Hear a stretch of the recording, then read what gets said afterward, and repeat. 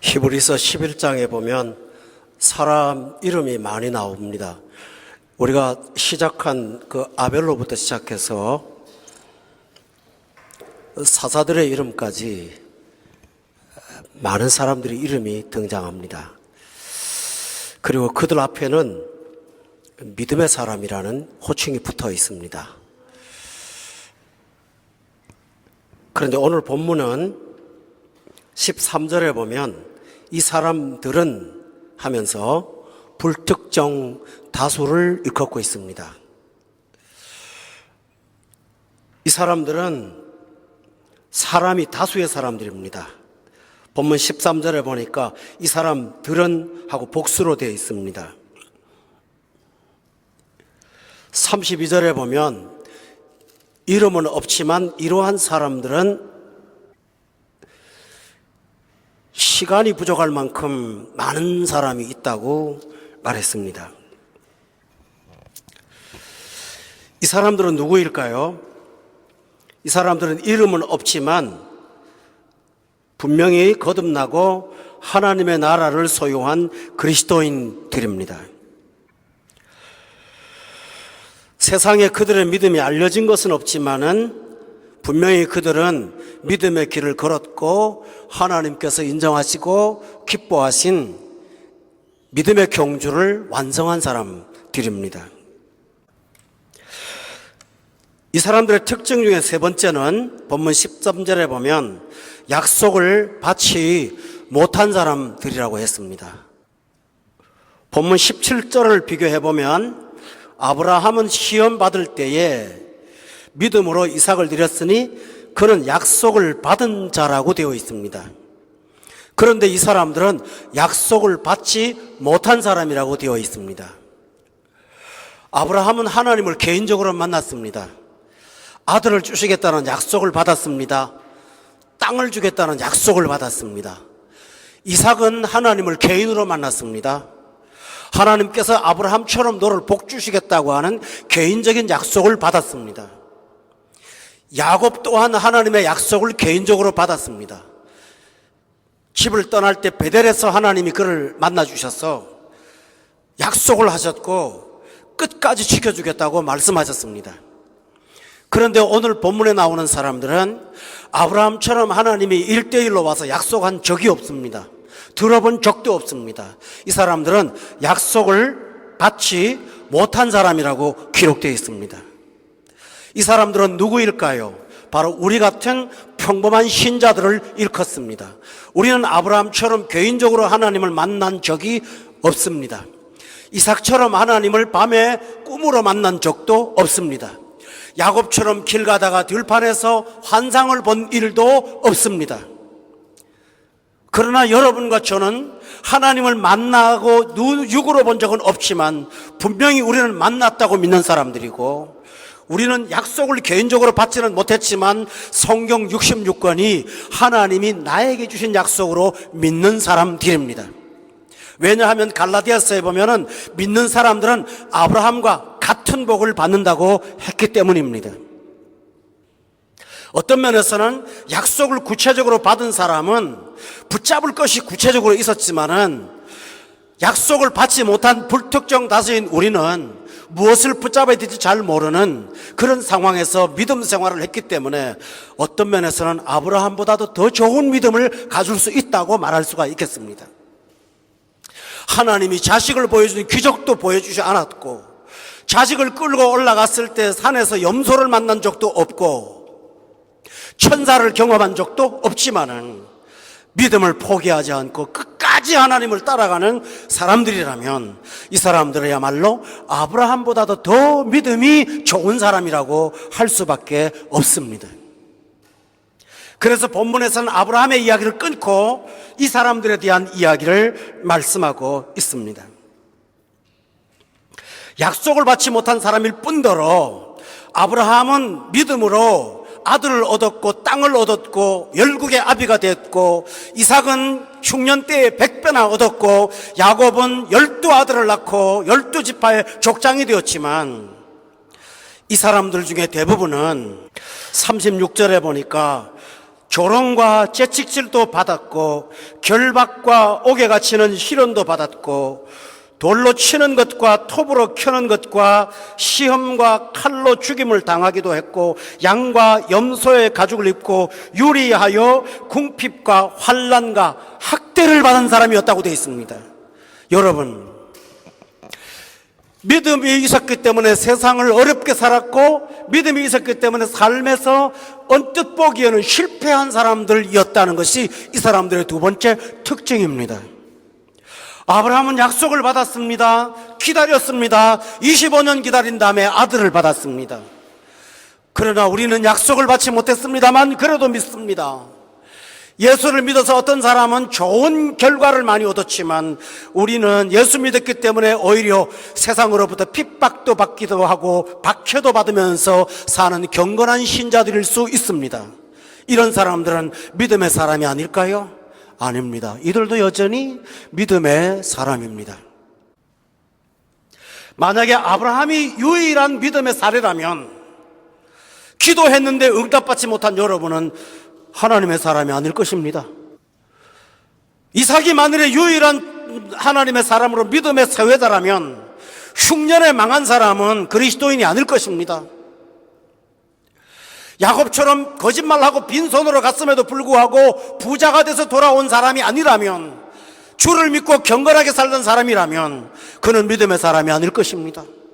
그러나 성경에 외에도 이런 훌륭한 신앙인들은 굉장히 많습니다. 대표적인 예를 하나 들어볼까요? 우리나라에 특별한 순교자로 유명한 손양원 목사님이라고 계십니다. 이분은 두 아들을 믿음 때문에 잃었습니다. 신앙 때문에 자식을 잃어버렸습니다. 그러나 온 한국 기독교인들은 그분이 패배한 신자라고 절대로 생각하지 않습니다. 그는 믿음의 승리자라고 믿습니다. 따라서 아브라함만 갖고 믿음을 말한다면 우리는 성공주의를 믿음으로 동일시하는 잘못된 오류에 빠질 수가 있습니다. 오늘 신자 여러분 가운데는 믿음으로 삶에도 불구하고 불신자의 친구들보다 더 어렵고 고난스러운 생을 살아가는 분들이 분명히 있습니다. 그럼에도 불구하고 여러분은 믿음의 전당에 올라간 믿음의 영웅들임을 믿으시길 바랍니다. 이 세상의 잣대로 성공을 했기 때문에 믿음의 결과로 본다면 얼마나 많은 사람이 실망하겠습니까? 그러나 하나님은 이렇게 연약하고 세상으로부터 패배한 사람일지라도 믿음으로 승리한 사람이고, 38절에 보면 이 사람들한테 호칭이 하나 붙어 있어요. 훈장이 하나 붙어 있어요. 이런 사람들은 세상이 감당을 못하는 사람이라고 되어 있습니다. 세상이 감당할 수 없는 사람이라고요. 오히려 아브라함보다도 훨씬 더 믿음의 수준이 높은 사람이라고 말했습니다. 또 하나 있습니다. 11장 13절에 보세요. 이들은 믿음을 따라 살았지 않고 믿음을 따라 죽었습니다. 에녹이라는 사람을 기억하십니다. 이 사람은 믿음 때문에 죽지 않고 옮겨졌습니다. 그런데 이 사람들은 믿음 때문에 죽었습니다. 믿음 때문에 죽음을 자초했습니다. 여러분의 믿음의 양면성을 기억하시기 바랍니다. 어떤 사람은 믿음으로 부요함을 얻는 열매를 얻었지만 어떤 사람은 믿음 때문에 삶의 고난도 겪을 수가 있습니다. 쉬운 예를 하나 들어볼까요? 어떤 장사를 한다고 합시다. 사업을 한다고 합시다. 많은 기회들이 옵니다. 돈 벌 수 있는 기회들이 기술이 있고 은사가 있는 분들한테 눈에 보입니다. 그러나 한 가지 기준이 있습니다. 이 사업을 하나님이 기뻐하실까? 하나님이 기뻐하지 아니하실까? 그 기준을 갖고 통과를 해야만 그는 그 사업을 합니다. 그럴 때 뻔히 들어올 수 있는 기득권과 이해와 이익을 앞에 놓고도 믿음이라는 잣대 때문에 그것을 포기해서 어렵게 산다면 그 사람은 실패한 사람입니까? 승리한 사람입니까? 승리한 사람입니다. 할렐루야. 성경은 말합니다. 의를 위하여 핍박을 받는 자는 복이 있다고 말씀하지 않았습니까? 그러나 여러분 오해하지 마십시오. 의 때문에 복을 받고 부를 누리는 사람도 복이 있는 사람입니다. 의가 기준이라면, 어떤 사람은 의 때문에 가난합니다. 그럼에도 불구하고 의 때문이라면 그는 하나님 나라의 부자입니다. 성경에 나오는 예수님의 12명의 제자는 예수 믿어서 잘 먹고 잘 살고 자손 많은데 부유한 사람 하나도 없습니다. 12명 다 죽었습니다. 한 사람도 살아남지 않았습니다. 그렇다면 예수님의 나라는 실패한 나라입니까? 아닙니다. 바울 사도는 누구보다 탁월한 사람이었지만 그는 예수 때문에 인생을 몽땅 드리고 생명까지 드린 사람이었고, 그는 후손도 없고 남긴 재산도 없고 아무것도 없었습니다. 그러나 오늘 인류는 예수를 잘 믿어서 부여했던 어떤 부자들보다도 바울 사도를 더욱 위대한 성자로 칭호하지 않습니까? 그러므로 겨우 여러분 낙담하지 마세요. 내가 믿음을 갖고 사는데도 내 삶이 형편이 풀리지 않는다고 낙담하지 마세요. 그 안에 믿음으로 살아서 곤고를 겪는다면 여러분은 하늘의 위로를 받게 될 줄로 믿습니다. 이것이 믿음을 따라 죽은 사람입니다. 하나님 나라 볼 때는 믿음으로 죽지 않고 옮김을 받은 에녹이나 믿음 때문에 죽은 사람이나 그 질량은 전혀 다를 것이 없다는 사실을 기억하셔야 됩니다. 오늘 많은 신자들이 세상의 기준을 갖고 자기를 스스로 실망시키고 자기 스스로 자기를 학대하는 경향이 있습니다. 아닙니다. 그렇지 않습니다. 하나님의 평가는 전혀 다르다는 사실을 기억하고 지금까지 살아온 날 동안에 믿음의 길을 걸었다면 여러분에게 자부심이 있기를 바라고 낙담하지 않고 담대하게 걸어가시는 저와 여러분 되시기를 주의 이름으로 축원합니다.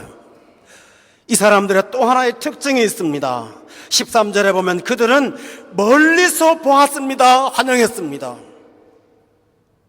그것들을 멀리서 봤습니다. 뭘요? 13절에 약속들을 멀리서 봤습니다. 어떤 사람한테는 하나님의 약속이 매우 가까이 다가와 있습니다. 그런데 우리에게는 너무 먼 것처럼 느껴질 때가 있습니다. 그래서 우리는 가끔 기도원이나 이런 데 올라가서 하나님의 나라가 내 손에 잡힐 만큼 가까워지기를 얼마나 사모합니까? 그런데 마치 내게는 너무 먼 것처럼 느껴지고 하나님의 방림하심과 강림하심이 내게는 희소가치처럼 느껴질 때가 있습니다. 그들은 멀리서 봤습니다. 아브라함은 가까이서 봤습니다. 그런데 신기하죠. 그들은 멀리라는 거리의 측정 때문에 믿음이 약해지지 않고 도리어 환영했습니다. 대단한 믿음이지요. 오늘 우리 성도 여러분, 어떤 분들은 신앙생활 하면서 하나님의 약속을 기다리고 40년, 50년 기다리는 분들 계실 거예요. 가까이 다가오지 않아요. 멀어요. 그럼에도 불구하고 그들은 마음의 믿음이 식지 않고 환영하며 기뻐하며 사는 자들이 얼마나 많습니까? 만약에 여러분이 그런 믿음이 있다면 그 믿음에 대해서 기뻐하시고 그 믿음 주신 하나님을 찬양하는 여러분 되시기를 주의 이름으로 축원합니다. 그러면 도대체가 약속도 받지 못했는데 믿을 수 있고 멀리서 봤는데도 환영하고 믿었기 때문에 죽었음에도 불구하고 그 믿음이 식지 않는 이유가 뭘까요? 오늘 13절 하반절에 보면 그들은 자기 정체성을 알았기 때문에 그 믿음을 가질 수 있었습니다. 나는 외국인이야, 나는 나그네야. 이 말이 뭘까요? 나는 이 땅에 상급이 있는 사람이 아니야. 이 땅에 상급이 있고 없고의 차이에서 나는 믿음의 사람으로 약하고 강한 거 아니야. 나는 외국인이야, 나는 나그네야.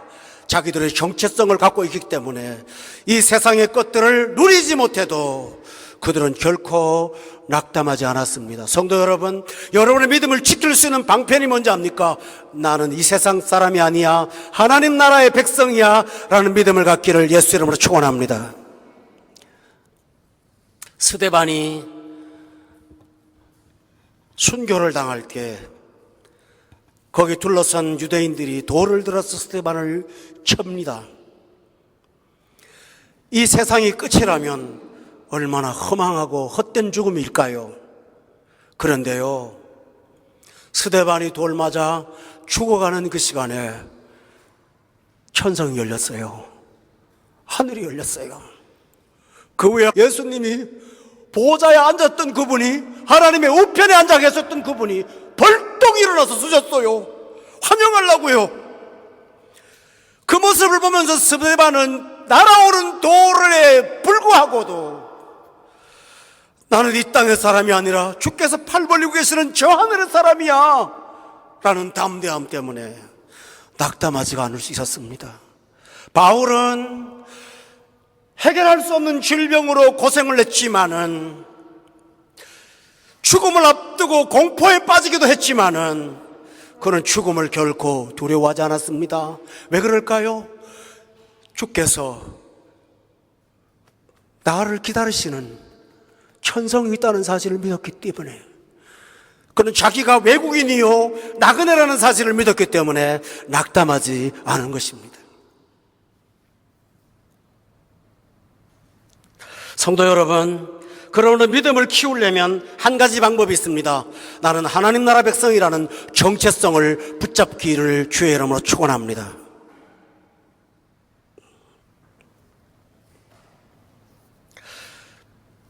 우물가의 여인이 예수님을 만나고 물동이를 버린 것처럼 진정 거듭난 사람들은 세상의 것이 없더라도 하나님 나라의 백성이라는 것을 만족하고 감사하며 살 수가 있는 것입니다. 바울은 예수님을 만난 다음에 이 세상의 부귀영화를 배설물처럼 버렸다고 말하면서 그는 모든 것을 다 잃어버리고 예수 그리스도를 아는 지식이 가장 고상하다고 표현했습니다. 교회 여러분, 이런 믿음 갖고, 수준 높은 믿음 갖고 세상에서 상급이 없을지라도 하나님을 믿는 믿음이 약해지지 않고 담대히 한 걸음 한 걸음 걸어가는 여러분 꼭 되시기를 예수 이름으로 축원합니다. 우리 예수 믿는 사람들은 평탄하게 길을 가지는 못하지만 이 세상에서 가끔 너는 하나님 나라의 소속이라는 사실을 이렇게 보여주심으로 하나님께서 교회를 사랑하시고 영혼들을 귀하게 여기신다는 사실을 증거로 주실 줄로 믿습니다. 여러분의 가정과 삶에 이러한 일들이 계속 일어나도록 기도하고 일어나도록 역사하시도록 하나님께서 믿음으로 매달하는 성도들에게 이 축복을 주실 줄로 믿습니다. 그래서 이 성도들의 마음이 있습니다. 이런 성도들은 정체성만 분명한 것이 아니라 본문 15절에 보면, 14절과 15절에 보면 기가 막힌 말이 있습니다. 또 하나가 있는데, 이 믿음을 가질 수 있었던 비결은 자기들은 본향을 찾는 자라는 것을 드러냈습니다.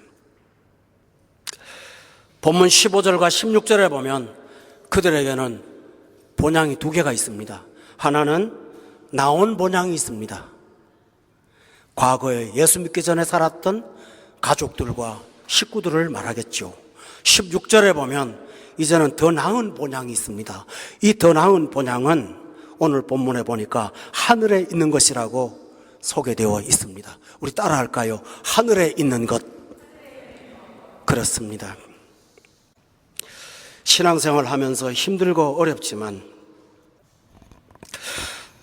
나온 본향이 아무리 좋아도 주님께서 약속하신 천국보다는 비교할 수 없다는 것을 깨닫고, 그들은 옛 고향으로 돌아가려면 얼마든지 갈 수 있었지만 이제는 지난날 불신의 자리로 돌아가지 않고 더 나은 본향을 사모하며 믿음의 길을 포기하지 않고 끊임없이 걸어갔던 것입니다. 성도 여러분, 이 사실은 역사적 배경이 있습니다. 히브리서를 기록한 동기가 있습니다. 히브리서를 기록할 때 로마의 황제들이 예수 믿는 사람들을 사자 밥이 되게 했습니다. 굶주린 사자를 우리에 넣어놨다가 원형 경주장에, 여러분 로마에 가서 구경하시는 그 경주장이 바로 그 장소입니다. 그 경주장에다가 한복판에 믿는 신자들 다수의 사람을 갖다 놓고 굶겼던 사자를 꺼내서 뜯어 먹게 했습니다. 그 일을 당하는 성도들은 기가 막히지만 그 일을 쳐다보는 기독교인 형제들은 믿음이 약해지기 시작했습니다. 예수 믿다가 다 죽겠다고. 그런데 이 본문의 말씀을 통해서 바울 사도는 히브리서를 기록하면서 그들에 대한 얘기를 이렇게 말합니다. 그래, 지금 예수 믿어서 사자굴에 밥이 되고 화염병에 쌓이고 이런 고통을 당하지만 그래도 예수 믿기 전에 불신의 삶, 어둠의 삶, 하나님을 대적했던 삶, 우상을 섬겼던 삶, 그곳으로는 돌아갈 수가 없다고. 힘들고 어려워도 나는 다시는 돌아갈 수가 없는 사람이라고. 나온 본향을 생각했다면 돌아갈 기회가 있었지만 더 나은 본향을 사모하면서 그들은 하나님을 바라보고 믿음을 포기하지 않았던 것입니다. 교회 여러분, 힘들고 어려울 때마다 하나님 나라를 세상과 비교하면서 비교할 수 없는 하나님 나라를 붙잡고 더 나은 본향을 사모하는 저와 여러분 되시기를 주의 이름으로 축원합니다. 이런 사람들에게 하나님이 하시는 일이 있습니다. 본문 16절에 보면 두 가지입니다. 첫째로는 그들의 하나님이라 일컬음 받으심을 부끄러워하지 않는다고 말씀하셨습니다. 여러분 기억하세요. 부모는 자신도 모르게 자식을 자랑하는 경향이 있습니다. 그게 부모의 당연한 마음입니다. 제가 어떤 사진을 봤는데요. 유치원 그 발표회 하는데 한 50명 정도 아이들이 단체로 노래를 불러요. 근데 뒤에 깃발 들고 서 있는 그 일을 맡은 유치원 아이가 있어요. 부모가 그 아이를 사진을 찍습니다. 근데 어떻게 사진 찍었는지 아세요? 그 좀 매화하는 말입니다. 사진 기법 중에 아웃포커싱이라고 있어요. 다른 게 희미하고 다 가려버리고요. 자기가 찍고 싶은 거 딱 찍는 건데 자기 딸은 환하게 해놓고 나머지는 다 가려놓은 거예요. 그리고 거기다가 내 딸 최고라고 써놓은 거예요. 부모의 마음이 그래요. 하나님이 우리 부모님이잖아요. 하나님은 하나님을 기쁘게 하는 사람을 자랑하고 싶어 하세요. 누구한테 자랑하는지 아세요? 사탄한테 자랑해요. 욥이 하나님을 기쁘게 했어요. 하나님이 사탄한테 하는 말이 너 욥을 봤냐? 이렇게 착하고 좋고 아름답고 깨끗하고 악에서 떠난 사람이 없어 하고 자랑하셨습니다. 백부장을 보고 예수님이 뭐라는지 압니까? 자랑하십니다. 내가 이스라엘 중에 이만한 믿음을 본 적이 없다고요. 여러분이 믿음으로 고난의 세도를 인내하고 본향을 찾으면서 죽어도 믿고 멀어도 믿고 약속을 받지 못해도 믿는 사람이라면 하나님은 그런 사람한테 여러분이 하나님을 부르는 것을 부끄러워하지 아니하고 자랑스럽게 여길 줄로 믿습니다. 하나님이 자랑스럽게 여긴다는 거예요. 부끄러워하지 않는다는 것이죠. 또 하나 하나님이 하시는 일이 뭔지 압니까? 그런 사람들을 위해서 한 성을 예비하신다고 되어 있어요. 하나님 나라를 예비한다고요. 여러분 오해가 없기를 바랍니다. 하나님은 건축자가 아니십니다. 하나님의 나라는 영의 나라이므로 건축할 필요가 없습니다. 만일에 건축할 필요가 있다면 6일 동안 천지를 창조하신 말씀으로 창조하신 하나님이 지상 만물 가운데 에덴 동산 하나 금방 만드시는 하나님께서 천성을 순식간에 만들 수 없겠습니까? 그런데 왜 예비하십니까? 이유가 있습니다. 하나님의 나라는 환경이나 조건이나 기후의 문제가 아닙니다. 거기 같이 사는 사람이 중요한 겁니다. 이 땅에 사는 날 동안 악인도 있고 선인도 있습니다만 하나님의 나라는 거듭나고 예수의 피로 깨끗하게 새롭게 된 사람들만 가는 나라입니다. 그 사람들이 하나둘씩 많아질수록 하나님의 나라는 만들어져 가는 것입니다. 따라 사랑하는 교회 여러분, 하나님께서 우리를 위해서 한 성을 예비하십니다. 그곳에 가면 갈등이 없습니다. 슬픔이 없습니다. 미움이 없습니다. 증오가 없습니다. 왜 그럴까요? 하나님이 만드신 한 성이기 때문입니다. 거기에 거룩한 사람들이 가득하게 있기 때문입니다. 우리는 그 나라를 사모하고 기대합니다. 잠깐 주일 동안 맛보지만 하나님께서 그 성을 예비하셔서 그 성에 들어가서 영원토록 우리를 행복하고 복락으로 살도록 축복해 주실 줄로 믿으시기를 바랍니다. 이사야는 그 나라를 이렇게 말합니다. 사막에는 샘이 넘쳐 흐르리라. 독사굴에는 어린아이가 손 놓고 장난쳐도 물지 않는 나라가 될 거다고요. 독이 없는 나라일 거라고요. 사자들이 어린 양과 풀을 먹는 세상이라고요.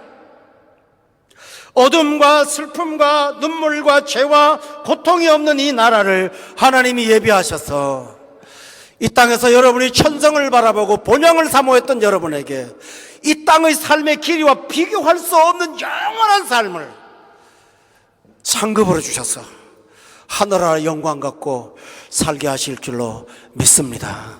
사랑하는 교회 여러분, 이 기쁨 갖고서 주어진 환경 속에 믿음의 상급이 없더라도 믿음을 잃지 않고 끝까지 믿음의 길을 경주하시는 저와 여러분 되시기를 주의 이름으로 축원합니다. 기도하겠습니다.